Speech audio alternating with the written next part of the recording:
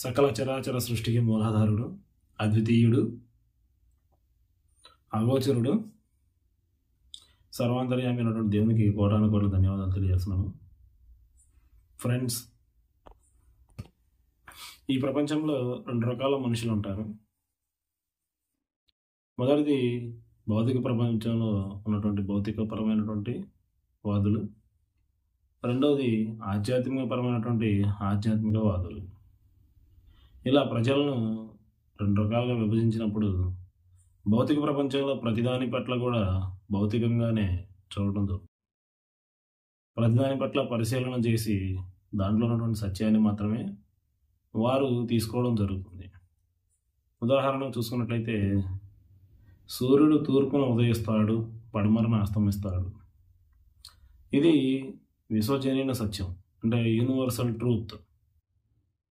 ఎందుకని దీన్ని universal truth అని అన్నానంటే, ఈ సూర్యుడు తూర్పున ఉదయించి పడమరన అస్తమించడం అనేది విశ్వవ్యాప్తంగా ఎక్కడికి వెళ్ళినా సరే అది అదేలా ఉంటుంది. ఉదాహరణకి ఇది ప్రాంతాన్ని బట్టో ప్రదేశాన్ని బట్టో మారదు. ఇండియాలో సూర్యుడు తూర్పున ఉదయిస్తే అమెరికాలో కూడా సూర్యుడు తూర్పునే ఉదయిస్తాడు. మరి ఇండియాలో సూర్యుడు పడమరన అస్తమిస్తే అమెరికాలో కూడా సూర్యుడు పడమరనే అస్తమిస్తాడు. ఏ దేశంలో అయినా సరే ఇదే ప్రకారంగా జరుగుతుంది. దీన్ని యూనివర్సల్ ట్రూత్ అని అంటాము. అంటే అందరి చేత ఆమోదయోగ్యంగా చేయబడింది. దీన్ని భౌతికవాదులు నమ్ముతారు, ఆధ్యాత్మికవాదులు కూడా నమ్ముతారు. కానీ ఆధ్యాత్మిక ప్రపంచంలో చూసుకున్నట్లయితే, మరి హిందువులు పూజించే దేవుడు, ముస్లింలు పూజించే దేవుడు, క్రైస్తవులు పూజించే దేవుడు ఒక్కడేనా అంటే ఒక్కడు కాదు. మతానికి ఒక దేవుడు మారుతున్నాడు, ప్రాంతానికి కూడా ఒక దేవుడు మారుతున్నాడు, కులానికి కూడా ఒక దేవుడు మారుతున్నాడు. అంటే దేవుడు అనే శక్తి మతాన్ని బట్టి, కులాన్ని బట్టి, ప్రదేశాన్ని బట్టి మారితే మరి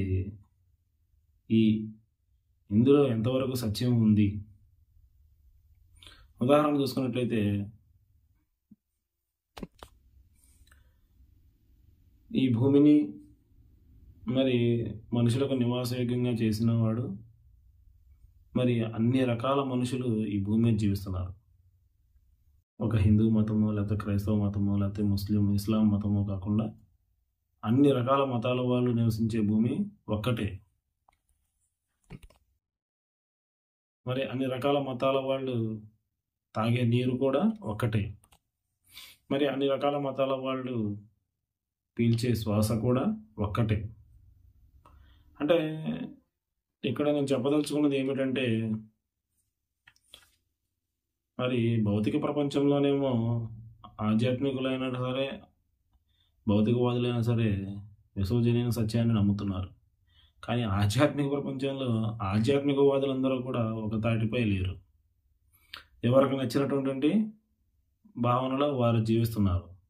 ఉదాహరణకి, వీరందరూ నివసించే భూమి ఒక్కటే అయినప్పుడు, వీరు తాగే నీరు ఒక్కటే అయినప్పుడు, వీరు పీల్చే గాలి ఒక్కటే అయినప్పుడు, మరి ఈ పంచభూతాలు కూడా వీరి పట్ల ఏ భేదభావం చూపించినప్పుడు, వీరందరినీ సృష్టించిన దేవుడు కూడా కేవలం ఒక్కడే అయి ఉంటాడు.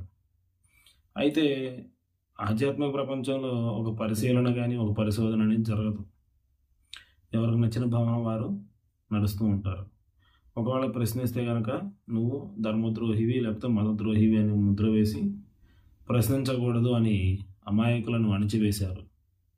దానివల్లనే ఈరోజు సమాజంలో, ఆధ్యాత్మిక ప్రపంచంలో ఒక యూనివర్సల్ ట్రూత్ అనేది లేకుండా గందరగోళం ఏర్పడింది. ఎవరికి నచ్చిన విధంగా వారు దైవాన్ని సృష్టించుకున్నారు.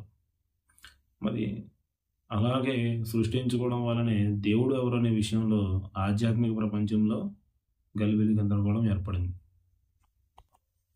ప్రియ ఆధ్యాత్మిక సోదరులారా, సోదరిమణులారా, ఏదో దేవుడిని నమ్ముతున్నాము అని కాకుండా అసలు యథార్థంగా ఆధ్యాత్మికతను ఎలా పరిశీలన చేయాలో అలా పరిశీలన చేసి మీరందరూ కూడా ఒకే తాటిపై నడుస్తారని ఆశిస్తున్నాను.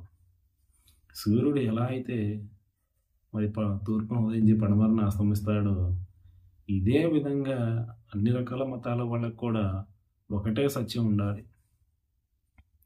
అది ప్రదేశాన్ని బట్టో ప్రాంతాన్ని బట్టో దేవుడు మారిపోయినట్లుగా మారిపోతే మరి మీరందరూ నివసించే భూమి ఒక్కటే, మీరందరూ పీల్చే గాలి ఒక్కటే, మీరందరూ త్రాగే నీరు ఒక్కటే.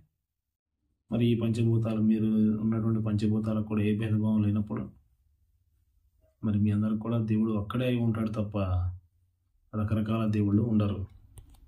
కాబట్టి నేను చెప్తున్నటువంటి ఈ విషయాలు మీరు పరిశీలన చేస్తారని కోరుకుంటూ ఈ వీడియోని నేను ముగిస్తున్నాను. జై హింద్.